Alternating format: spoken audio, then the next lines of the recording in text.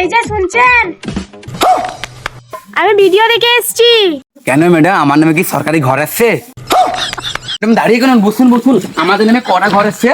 এই দাঁড়ান দাঁড়ান, আমি কোনো সরকারি ঘর দিতে আসিনি। তাহলে কিসের জন্য আসছেন? আমি এসআইআর সার্ভে করতে এসেছি। এসআইআর আবার কি? আপনি কি টিভিতে খবর টবর দেখেন না নাকি?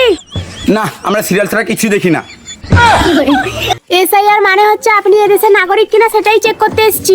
কি আপনি চেক করতে আসছেন? বাবার জন্ম এখানে, আপনি বলছেন আমি এই দেশের নাগরিক না? আপনার কাছে কি প্রমাণ আছে আপনি যে এই দেশের নাগরিক? আপনি প্রমাণ চান? দাঁড়ান, আপনাকে এক্ষুনি প্রমাণ দেখাই।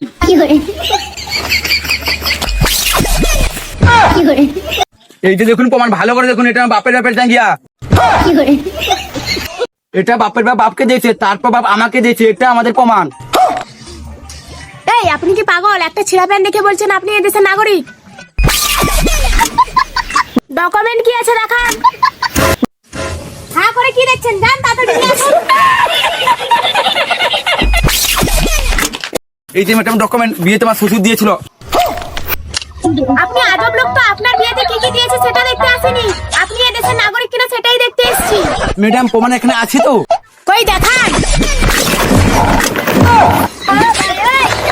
এই যে প্রমাণ, এটা দিয়ে বাবা দাড়ি কাটতো, এখনো দাড়ি লেগে আছে। এটা দিয়ে আমার ঠাকুরদা হাগু করে সুচি করতো। দূর ব্যাং, আমি আর এসআইআর করবো না, যখন দেশ থেকে বের করে দিবে তখন টের পাবি। ম্যাডাম এই যে ডকুমেন্ট। এই যে ফর্ম, 1 সপ্তাহের মধ্যে পূরণ করে আমাকে দিবে, যাতে ভুল না হয়। ঠিক আছে ম্যাডাম।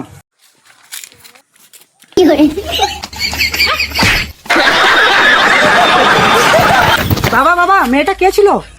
কেন? এমনি বললাম। এসআইআর এ ফর্ম দিয়ে গেল, ভালো করে ফর্ম ফিল আপ করে জমা দিতে হবে।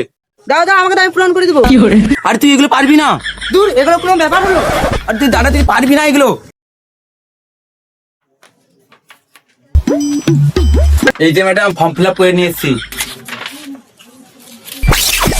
ফর্মটা কে ফিল আপ করেছে? কেন ম্যাডাম? আমি হ্যাঁ, আপনি এসব কি করেছেন? আপনি ঠিকানাতে আপনার বাবার নাম লিখেছেন কেন?